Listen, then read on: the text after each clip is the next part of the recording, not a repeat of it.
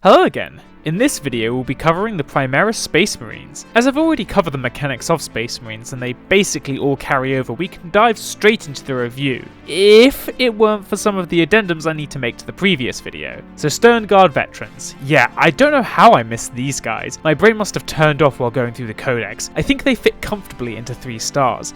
You pay the same amount of points as an Intercessor squad and have 1 more leadership and 1 more AP when comparing their default guns. You can take a good variety of special weapons on the Stern Guard to make them more specialised in killing basically anything, so they're not a bad option to take, but the elite slot in Space Marines is pretty competitive, with Dreadnoughts and Apothecaries and Blade Guards and so much other stuff, so it's unlikely you'll see too many of them in competitive. They also lose objective secured compared to Intercessors, but they are priced well enough that I think they can compete with the other non-objective secured units. Oh, I guess I can also tag on the end here that attack bikes really should have been bumped up to 3 stars. I honestly got too far into the editing and didn't want to go back and change my rating when I realised much later into the review how good they were. So here's the fix. They are mobile with multi-melters and have a reasonably good points cost for their survivability. Definitely no replacement for the best melter unit in the codex, but still a valid option to take.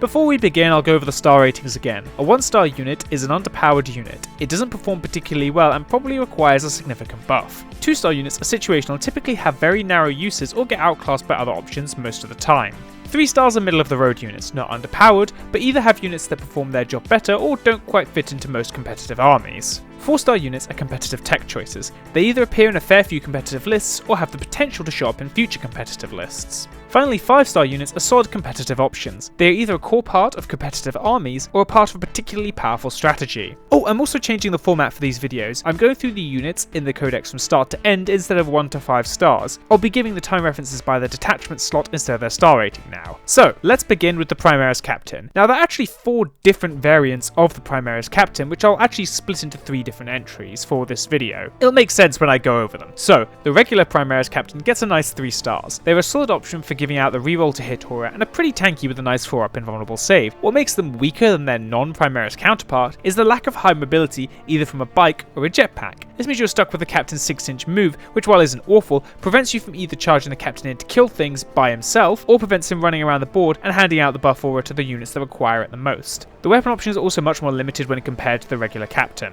Next is the 2 Primaris Captains in Gravis Armor, that being the Captain with Mastercrafted Heavy Bolt Rifle and the Captain in Gravis Armor. 2 stars. They do get to be a bit tougher than the regular Primaris Captain, with an extra point in wounds and toughness, but it costs both a point in movement and at least 15 extra points. The movement expense makes them worse at handing out their aura, as repositioning them might require you to advance to keep up with other units. So that just leaves their ability to kill things. Both guns are okay and reasonable for adding a little bit more firepower and taking down infantry, but the only melee option that is even interesting at all to me is the Boltstorm Gauntlets melee, which is basically just a power fist. Now I would make the argument that you can get them into melee with a transport, but the Impulsor, which is the best transport for Primaris things, cannot support Gravis Armor, and dedicating a repulsor just to transporting your fat captain rings very familiar of getting Land Raiders specifically for Centurions. The Captain in Phobos Armor is a nice 3-star unit. A good weapon for sniping characters with decent range is something unique to Space Marine characters. Unfortunately, it's not as stupid good as, say, the Vindicare Assassin for killing characters, which you can slot into a Space Marine army at not a lot of extra cost. Of course, you still get the Captain aura, and that aura specifically synergizes very well with the Infiltrator squad, due to the fact that the Infiltrators can get bonuses from Phobos Captains from anywhere on the map. But once again, 6 inches is still a limited movement option. The other notable thing about Phobos Captain is the Omni Scrambler, which forces units arriving as reinforcements, that is to say units that are deep striking or outflanking, to appear at 12 inches away instead of only 9. This is good for making charges hard and puts flamer units out of range out of the deep strike, but due to the limit on captains and detachments and the core keyword not helping a lot of backline units, I don't really see you using your captain as a deep strike denial unit.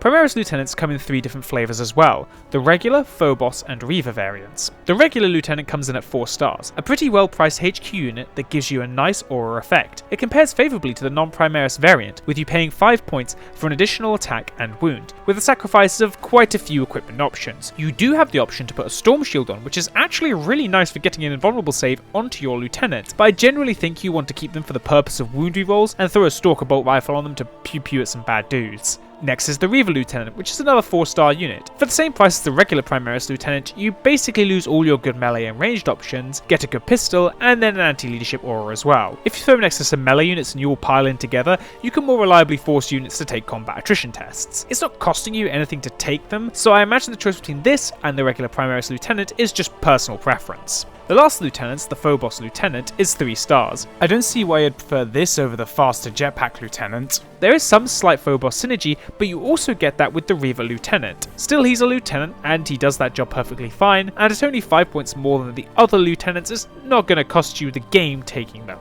Now we get the Primaris Librarian, who much like his firstborn counterpart gets a nice 4-star rating. 5 points more for an extra attack and wound is not egregious, and of course having more wounds on a Psyker is more important than a lot of other characters due to perils of the warp. Once again, I'm not going to go through all the powers, but the spells in the core rulebook that I like are Veil of Time, which gives rerolls to advances and charges, as well as forcing the unit to fight first, and Psychic Fortress, which just gives a 5-up invulnerable save. Now the Phobos Librarian has its own set of psychic spells, and even gets a camo cloak over the normal Primaris Librarian. Unfortunately, I don't think these justify its extra cost of 5 points, so it ends up with a 3-star rating. It's still a Psyker, so that is a big plus, and there are a few spells here that I like. Soul Sight gives Phobos units full rerolls to hit, which is really good considering the Captain buff is much harder to hand out. Tenebrous Curse is good as it slows down units that are getting too close to you, and pretty much guarantees you the opportunity to charge or retreat from that unit. And finally, Temporal Corridor, which allows a Phobos unit to move and or advance again at the cost of not being able to shoot or fight. This is great for repositioning your Phobos units onto objectives. The Primaris Chaplain is next, and it's another 4-star unit. The extra attack and wound from being Primaris is actually pretty relevant for a melee-centric unit. The rest of the stats pretty much remain the same, even including the melee weapon, which remains a strong option for bashing some heads in. The litanies are also the same between the Primaris and non-Primaris, so I don't believe I need to repeat myself here. The Primaris Chaplain on bike costs 30 more points for a bike. That means more wounds, toughness, guns, or no bonuses. What's his star rating then? 3 stars. Now most of the time I am a solid believer in bikes equal better, but I think in this case you are better off taking a jetpack chaplain if you want to support bikes in melee. Once again, the auras don't change and you're getting a very similar damage output, especially in melee, with the regular chaplain. The main concern with the chaplain is always going to be the buffs and reliably getting them off, so getting them on a cheaper albeit slightly less tanky unit is worth it in my eyes. You are 2 inches slower than the bikes in the Space Marine Codex if you take the jetpack chaplain over the bike chaplain, but you can usually manage to keep up with either advances or making up the difference in the charge. It's worth remembering the auras do extend far enough that even if you are 2 inches behind, you aren't going to be out of range for getting the effect off. The last unit in the HQ slot is the Primaris Tech Marine. He's a 3-star unit. 10 points more for a couple of extra guns, an extra wound, and an extra attack are all okay bonuses. All the gun options aren't exactly stuff you want to turn down, although you don't really get to choose what you want, unlike the regular Tech Marine. At the end of the day, you want your Tech Marine to be repairing vehicles and buffing ranged hits, which the Primaris one does no better than the regular Tech Marine, so I believe you're better off just sticking with the firstborn one. Let's go on to the troop slot. Space Marines actually had quite a bit of a mix-up in their troop slot now that scouts have been moved out of it. The first one we're going to take a look at will be the Intercessor Squad, a very solid 5-star option, having a good selection of medium to long-range equipment. They land right in the middle of the troop selections in terms of cost and damage output. I'd recommend you either leave them in the default bolt rifle option to let them deal a bit of damage to everything, or give them the Stalker bolt rifle and use them to hold further back objectives. The extra damage and AP can help you pick off deep striking units, and the extra range allows you to shoot pretty much anything else. They have the usual Marines 2 wounds, 3-up save and toughness 4 that makes them tanky enough to sit on back objectives and just take hits from all sorts of sources. Assault Intercessor next at 3 stars. As the second cheapest troop choice, you pay a point over Tactical Marines for 1 extra attack, which I did say in my previous review was worth it. The problem with Assault Intercessors is the lack of range and weapon options. When you're bringing melee units, you either want a large volume of attacks or really strong weapons, because you need them to do a lot of damage when they get into melee, due to the cost of getting the support to get them into melee, and all the extra risk with the enemy being able to shoot at you on the way into melee, and the enemy being able to fight back as well on top of that. Assault Intercessors are right in between a lot of attacks and a lot of power, and due to the lack of easy ways to get them into melee, you'll probably need an impulsor to get them in. You can chop your way through a good amount of toughness 4 and below units, but I don't think Space Marines really struggle with that too much, and most of the time they can do it from a range as well. Now, heavy intercessors are the most expensive of the Space Marine troop choices. They haven't been turning up in any competitive lists because their models actually haven't been released as the time of writing. So the review of how good they are is going to be pretty speculative, but I feel like comparing them to Plague Marines and intercessors is probably a good assessment. Compared to Plague Marines, you are paying 10 points for 2 more wounds, an extra attack, and better weapons at the cost of disgustingly resilient, and comparing to intercessors, you're getting 1 more toughness, wound, and strength on all the weapons for 8 points at the cost of -1 movement. Righto, so what's the star rating then? I'm going to say 4 stars. The extra strength and toughness pushes them over 2 thresholds, which makes them very good at killing things and also very annoying to kill with regular anti-infantry weaponry. They don't have to sacrifice unit size, so they can remain good at holding objectives, and the only drawback, of course, is the expense of the unit and the slower movement. I can see you taking either 1 or 2 of these guys alongside your other troops choices and plonking them in the middle of the board. Infiltrators have been pretty consistently cropping up in competitive lists and get a 5-star rating. While they lack the AP of the stronger intercessor guns, they do get a few neat mechanics of their own, including being able to auto-wound on a roll of a 6, which skips one of the dice rolls where you can potentially lose some damage. Furthermore, these guys carry the same ability as the Phobos Captain and enable you to force deep strikes and other similar abilities to occur at 12 inches instead of 9. This ability is very good, and the effect gets spread a lot further than on the Captain, due to every model in the unit having the effect. Basically, you want to put these guys near anything you think your opponent want to drop on top of, and then just stop them from being able to do that so easily. Final thing that helps them is the Healing Gauntlet, which prevents the first source of damage they take every turn. Damage mitigating mechanics are good, so the fact that infiltrators actually get some is another bonus. I think you should only take 1 of these though, as they are significantly more expensive than other units that can output a lot more damage, and you only need so much deep strike denial. People will typically only be bringing 1 or 2 deep striking units. Incursors also carry very little in terms of AP, but they get a nice 4-star rating. Not as common as infiltrators in competitive, but definitely get to show up every now and again. They get to ignore cover and always at least hit on a 3-up. Pretty good stuff, but with the nerfs to minuses to hit, it's not as necessary as it used to be. Of course, if you're coming up against a lot of Stygies Admech or Elator Craft Worlds, then these guys are worth their cost, at least for shooting your way through their troops. With the aforementioned lack of AP, they aren't going to be killing tougher things that much better than something like Intercessors. A nice addition to the Incursors is an option for a Haywire Mine, which does mortal wounds most of the time to a unit that charges the Incursor squad, which acts as a charge deterrent, although I'm not too sure most armies care if you do D3 mortal wounds to a unit that charges these guys, because they'll probably get mulched afterwards if the charging unit is a close combat unit. At 10 points I don't think the Haywire Mines are all too worth it, but the rest of the Incursor squad is pretty good. Primaris Apothecaries are 5 stars for the same reason as the regular Apothecary. Healing is good, getting a 6-up Feel No Pain aura is good, and finally the Company Apothecary upgrade that allows you to bring back a model per turn for free is very good. Once again it's 5 points for an extra attack and wound, but in this case you also get a better pistol, although you don't really care too much about the Apothecary's ability to fight or shoot, as that's not why they're there. The Primaris Ancient is 4 stars for the same reasons as above. It's so similar to the Firstborn equivalent, except the Firstborn actually gets some weapon options. Actually, for that reason, it can be knocked down to 3 stars. I'm also annoyed they feel the need to release these Primaris units that do exactly the same as the Firstborn units, but have a slightly different stat line. Alright, something different. We have the Blade Guard Ancient. They're a solid 3-star unit, not really appearing in competitive lists, but still a good Ancient option. They carry the same banner effect as the other Ancients, that is being able to shoot or fight after a unit near them dies on a 4-up, but this guy gets an additional aura to give nearby Blade Guard units +1 to hit. This is a pretty nice bonus, but despite Blade Guard veterans being a very strong option, you only really ever see 1 of them per list, and also the Blade Guard Ancient doesn't carry any of either an invulnerable save to protect himself in combat, or a melee weapon to help his fellow Blade Guard veterans in combat. So yeah, I think you're better off just sticking with just the Blade Guard veterans. Veteran Intercessors. I see so few of these even in games I play against Space Marines. They get a lovely 1 star. For 2 points over a regular Intercessor or 3 over an Assault Intercessor, you are getting 1 extra attack and leadership. You don't get access to any new weapon options, you lose objectives secured, and they take up a slot that is more of a burden than a benefit on command points. Just stick to the Troops Choice versions for any reason other than fluff. Blade Guard Veterans, conversely, get a 5-star rating. They're a fantastic unit now that Power Swords are buffed, getting up to Strength 5, which is one of the most important thresholds. They have 3 wounds, which makes them Gravis levels of annoying to kill. A Storm Shield is included into the kit, making them just as tough to kill as Resonators with Storm Shields. Finally, the -3 AP and 2 damage on the Mastercrafted Power Swords makes them perfect as an anti-marine marine unit, much like Devastators. But unlike Devastators, these guys are tanky and do reliable damage to basically anything that's less than toughness 6.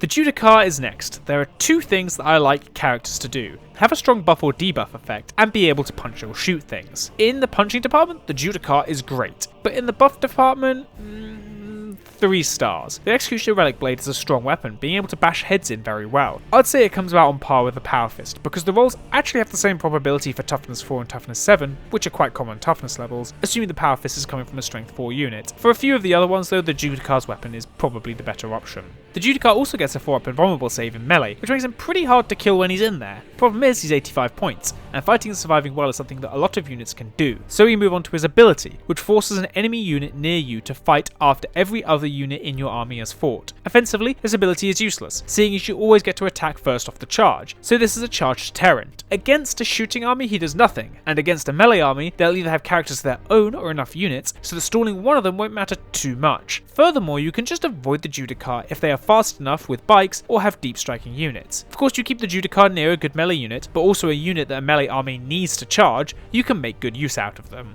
Right, an easy rating. Reavers. They're very bad. 1 star. They can get hold of outflank and or the death from above abilities, which means they aren't short of options to get into combat. Problem is, their combat sucks. 4 attacks at strength 4 with no AP is not too impressive, especially for an 18-point model, 20 if you include either way of getting them into combat. Now you can replace the combat knives with an assault bolter, but despite the fact it makes them similar to tactical marines in both cost and equipment, they still come out worse due to the lack of objectives secured, weapon options, and being in the elite slot. Also, equipping them with range means they aren't making use of their terror aura. Hold on a sec. Terror aura? I didn't bring this up in the Reaver Lieutenant section, but what about Reavers are terrifying? They shank you with weapons that are as good as a combat knife, and apparently that's terrifying enough to make you lose 2 leadership. Maybe it's the spooky skull masks. Woo! Yeah, the beings from another dimension aren't scary in the slightest by comparison. Alright, enough mocking the Reavers and we move on to the Aggressors. They're an easy 5-star unit with an even further push thanks to the Salamanders. The gimmick with the Salamanders is to get maximum shots with their flame weapons for 2 CP. In a squad of 5 Aggressors, this brings the total number of shots up to 60. All of these shots auto-hit, so say if you're hitting a squad of boys, you're eliminating 24 of them on average. Of course, if you want everything to die, you can spend an extra CP in the Salamanders for +1 to wound, making an average of 33 boys in that squad very dead. That's more than there is boys in the maximum size squad. Of course, there is counterplay to the Aggressors, that being to outrange them with decent strength and good AP weapons. The same stuff you use to counter most of Space Marine stuff, to be honest. The limited range and difficulty getting into close combat will be your saving grace. Of course, they aren't easy to take down due to their 3 wounds and toughness 5, but you've got to focus them, especially if you have some low toughness or very low save units in your army. If you're looking to counter them with a melee focused army such as Orcs, then my biggest recommendation is Mega Knobs or anything like that with a very high armor save. This is purely because the Aggressors don't have any AP outside of the tactical doctrine, so you'll be able to make the saves on a 2-up most of the time. But be careful, because if the Aggressors get a chance to fight back, they have some bonkers good melee, with basically every member of the squad having a power fist and be getting to attack 4 times off the charge or being charged. Very mean, but this is why they're in 5 stars. Such a powerful option. The Invicta Warsuit is next and comes in at 3 stars. If first turn was decided in a sensible manner, rather than just being complete RNG, these guys could be rated much higher. Why they are so good is because of the concealed position rule that allows them to start right in front of your opponent, and seeing as they have a ton of guns on them, they can deal some serious damage to your opponents if you get the first turn. Problem is, all their weapons are short range, so you have to deploy them aggressively to make good use out of them, but if you don't get first turn, then they are not all that hard to destroy, only having toughness 6 and a 3-up save, which most anti-vehicle can cleave through with a single round of shooting, and then pop, there goes a 160-point model. If turn order in match play games was a bit more decisive, you'd be able to much more appropriately position these guys either up in the front or in strategic reserves to make good use out of them. Redemptor Dreadnoughts are bigger and shootier than most normal Dreadnoughts, so the question is, does size matter? In this case, yes! Redemptor Dreadnoughts get a nice 4 stars. Throw in all their war gear for a 180-point monster that cleaves through infantry and vehicles alike. Like all Dreadnoughts, it takes 1 less damage from all sources, albeit to a minimum of 1. This makes it less likely to get completely annihilated from a single source. Toughness 7 and only a 3-up save does make the defenses hurt a little, as there is no chance you'll be surviving focus fire. The thing that makes the Redemptor stand head and shoulders above the other Dreadnoughts, and the similarly priced tanks, is the amount and the type of guns it brings. Lots of anti-marine armaments and the macro plasma cannon that can even take down vehicles. This is what I mean when I say you want a lot of damage from a single source. Now we head on to the fast attack slot with Outriders, a good 4-star unit. You get 6 attacks per model on the charge. Now these aren't high power attacks, only using Astartes chainswords, and you can't swap them out for anything, but with so many attacks you'll be able to clear through most low toughness, middling save, or low save armies, so Guard, Orcs, Eldar, and even regular Space Marines, all good targets for Outriders. The guns they carry are also pretty good for this purpose. They do come out costly 45 points per model, but with 4 wounds and toughness 5, they aren't exactly that easy to kill either. If you can get an Apothecary near them, restoring a model is also pretty good value as well. The only downside is the lack of power weapons you can take in the squad, which means anything with more than toughness 4 and a high save, the Outriders really start to struggle with. The Invader ATV is a unit I'm a bit unsure on. It is extremely good value when bought back with an Apothecary, seeing as you can squad them up into squads of 3, but at 80 points, I'm generally looking for a unit with more than toughness 5. I think I'll throw it in 3 stars. It's very similar to the attack bike in the sense that it's meant to carry heavy weapons quickly into the enemy's army. They can both carry multi-melters, which are pretty good anti-tank weapons, and at only 5 points over the default cost, it isn't such a huge commitment to put one on. I will say the Onslaught Gatling Cannon and the Twin Auto Bolt Rifles are both better than the attack bike's equivalent, so equipping them for killing infantry isn't the end of the world. At 10 points per wound, its wound to point value isn't atrocious, but in a world where everyone's taking to deal with Gravis armor, I think the ATV will be able to be destroyed with not a lot of problems for most armies. Suppressors are next, 2 stars. At 33.3 recurring points per model, they are pretty expensive for the profile you're getting. The autocannon is nice, but you'll be permanently hitting on a 4-up due to the autocannons being heavy weapons and suppressors being an infantry unit. The mobility of the suppressors is quite high, even having deep strike, but this is made kind of irrelevant by the weapons being very long range. The only other thing to note is their unique ability, which prevents a unit they shoot at from firing Overwatch. 2 problems. 1. Units you shoot at are typically units you want dead before your melee units get in, and 2. Overwatch isn't as prevalent as spending 1 CP to sometimes do a couple of wounds isn't all that great. I guess as sort of a counter to flamer units like aggressors you could make an argument for suppressors, but typically you can just charge a tankier unit in and accept the fact that you'll lose a couple of models from the Overwatch. Inceptors come in at 4 stars. I like all their weaponry, and toughness 5 and 3 wounds from the Gravis armor are very annoying to deal with. They come with deep strike and a decent amount of mobility and a good amount of firepower. They're good for blowing something off an objective and then holding it by themselves. They can carry plasma against higher save armies, or stick with their assault bolters for most other cases. It is a little hard to keep them in range of the captain's effect without either a Terminator or jetpack captain, so be willing to lose an Inceptor or 2 when you overcharge your plasma. All in all, they bring enough firepower to make it worth bringing in a lot of lists. Storm Speeder time. Much like many other units in the Space Marine Codex, there is 3 different entries for what is essentially just a weapon swap. No extra abilities or different stat lines, just different guns. Generally, between them I like their high mobility, but that's the only really thing I feel comfortable about mentioning. So, Storm Speeder Hailstrike, lots of small arms fire, 1 star, too expensive for a bunch of anti-infantry firepower, nor is it tanky enough to be worth its 150 point cost. Thunderstrike, a dedicated anti-tank vehicle with an anti-air weapon as well. 2 stars. It really doesn't have enough shots to be worth its massive 175 point cost, and the chassis is still pretty weak. However, this, unlike the other Storm Speeders, does get a 2-up ballistic skill, which means if you can keep it out of trouble, I can see it picking off a fair few heavy vehicles and monsters before it gets annihilated. Finally, the Storm Speeder Hammerstrike, with a different set of anti-tank weapons. 1 star. It has noticeably less range than the Thunderstrike, which puts it at a greater risk of being destroyed. It doesn't have any noticeable discount despite not having the 2-up ballistic skill, and the weapons it carries aren't anything special. Moving on to the heavy support slot, we start with the Hellblasters. Before a certain special unit that's just around the corner, these were the only quote-unquote anti-tank option for Primaris infantry. They are still a nice option though, and even earn themselves a nice 4-star rating. Having -4 AP really does help with the 3-up save infantry and vehicles waddling around these days. Furthermore, the heavy plasma incinerator gets to deal up to 3 damage on the overcharge, which is perfect for dealing with Gravis units. Of course, you do have to deal with blowing yourself up every now and again, and now that the captain is more limited, it's harder to justify bringing one just for the purpose of sitting next to your Hellblasters, but if you do have a blob of infantry in the backline with a captain to support them, then Hellblasters are a good option. For weapon options, I think you should go for the heavy plasma incinerator, as it comes at no extra cost, gets the most range, has the highest strength, and the most amount of damage. Of course, the other options do have more shots available to them, but more shots also gives you more chance to kill yourself with plasma.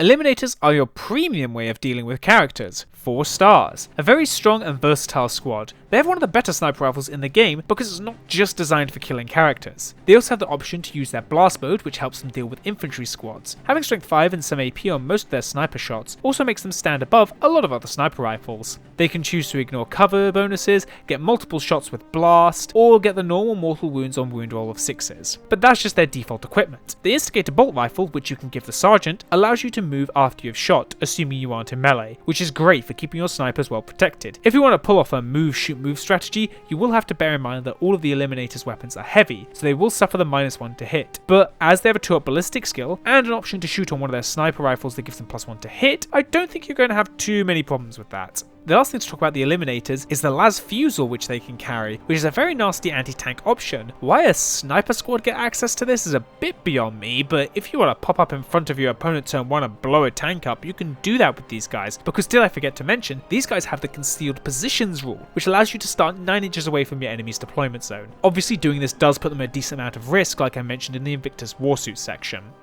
Oh boy, Eradicators, easy 5-star, a genuinely overpowered unit. Who could have guessed? They're one of the best anti-tank, basically anti-anything with a decent wounds characteristic in the game. They've seen in pretty much every single list due to their ability to shoot their melter guns twice. Now these aren't normal melter guns, these are melter rifles, means they have 24 inches of range. I don't know who at Games Workshop thought that the total obliteration ability was fair. The restriction of only being able to shoot at a single target basically doesn't matter when you put them in squads of 3, seeing as all of them would be basically shooting at the same target anyway to ensure it dies. Even if you were to bring a squad of 6, you can just combat squads them into 2 smaller squads of 3, and then they don't take up 2 detachment slots, and they can both focus fire down a single unit at a time. Games Workshop, please fix. The fire servo turret gets a 1-star, it has 3 inches of movement. You can literally move anything this wants to target out of line of sight, and it can't even advance to get them into line of sight due to all its weapons being heavy. Typically these gun emplacement units have some sort of hit units they cannot see rule to make up for the fact that they are slow and can easily be kited by vehicles or anything that it wants to shoot at. Yes, the weapons it carries are good, and yes, it has a tanky stat line and even a 2-up ballistic skill, but I just can't see myself bringing this over literally any other anti-tank option in the game.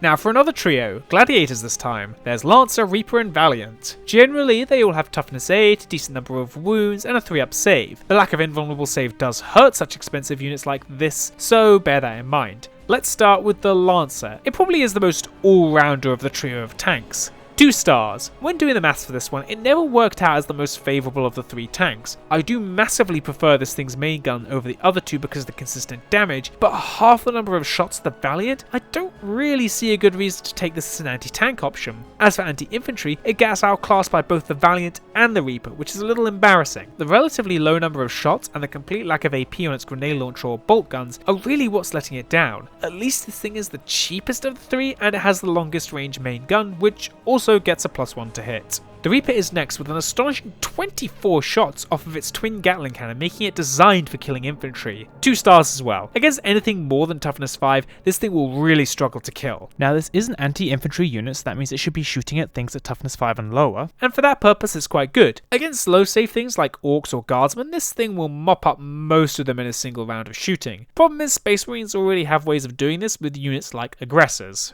The Valiant is the last of the 3 with a purely anti-tank role in mind. 4 stars. The maths works out so this is the best unit of the 3 for killing and wounding per point for every unit I tested except Guardsmen, and even then they managed to outperform the Lancer. This is the most expensive of the 3 tanks though, coming out at 250 points, but I definitely think it's worth it. It is also worth noting that Valiant does struggle for range and only has 24 inches of maximum, but with a 10-inch movement I think you should be able to get in range of your weapons and delete basically anything. I don't think this outclasses Eradicators in terms of pure destructive power, but I do think it is the best of the Space Marine tanks. Right, now for the Repulsor and the Executioner variant. The common factors between them are toughness 8, which is great as it makes them hard to wound, and a 3-up save, which actually really sucks for something of its cost. A 2-up save will probably boost my ratings of these at least a little bit. Anyway, the Repulsor Regular is sort of a transport tank type thing. I guess the comparison would be like a Primaris Land Raider. It gets 2 stars. As a transport, it's very expensive, but at least it can defend itself, and as a gun platform there's a large number of weapons, but only a few that I like. I would stick with the Onslaught Gatling cannons across the board, and at least have it murder infantry well. You can go for the Las Cannon and Las Talon options, but I think you're probably better off using other units to fulfill that role. The Executioner is more of a dedicated large tank. It also gets 2 stars as well. It has the ability to boost its ballistic skill and its main gun, which is good for guaranteeing the main gun actually hits. It does have a bunch of lower strength weapons for throwing out your opponent's infantry, but basically any unit in Space Marine Codex can do that. Big thing I dislike about both of these tanks is how they aren't actually that hard to kill. The lack of an invulnerable save and only 16 wounds means that 4 reasonably good hits from any anti-tank source will probably kill it, and it has no way of preventing that. The Impulsor comes in at 5 stars. They only carry 6 models and can't carry Gravis, but for getting your intercessors, or more importantly your Blade Guard veterans, around, there really isn't much to compare. It is quite expensive for just a transport, but it comes with a decent amount of firepower to complement it. You can throw on some heavy stubbers for a bit of extra dakka, or even a shield dome to give it an invulnerable save, and it should be well enough protected to get where it needs to be. The last unit in the codex is the Hammerfall Bunker. It's a terrain piece, so you know what to expect. 1 star. You have to place this within your deployment zone, so that means it's required for your opponent to approach the Hammerfall Bunker. Now yes, tough to say is annoying and 14 wounds is a fair amount, but you get 1 heavy bolter or heavy flamer and admittedly a good missile launcher. This costs, what, 175 points? Okay, so there's gotta be more to it than that. It can shoot at every unit within range of either the heavy bolter or the heavy flamer, but unless your opponent disconnects their brain and moves all their units within 12 inches of the Hammerfall Bunker, I don't see you making good use out of this from the heavy flamer. And as for the heavy bolter, most well-designed maps will have enough terrain so you can keep stuff out of line of sight and not just allow the bunker to go on a rampage. Plus, your opponent can see where you've placed it and can maneuver around it. But there is a bonus for when it gets charged. It sets its heavy bolters to 6 shots, so on average you get 1 hit on Overwatch, or its heavy flamers to 2d6. So your options are it can't be charged but it only has the missiles to do damage, or it is easily charged and can do a bit more damage with its heavy bolters. Okay, I probably should refocus on the missile launcher, which is probably the best part of the Hammerfall Bunker. It has 72 inches of range and can choose between basically a crack and a frag option. Unfortunately, this thing cannot move, as it is a terrain piece, and it can't shoot at things it can't see, so once again, your opponent can just ignore it and move around it. I guess if you place this in the middle of the board it's a bit hard to ignore, but it has no invulnerable save, and only 14 wounds to chew through, so when this thing is a problem, it'll just get annihilated. 175 points well spent.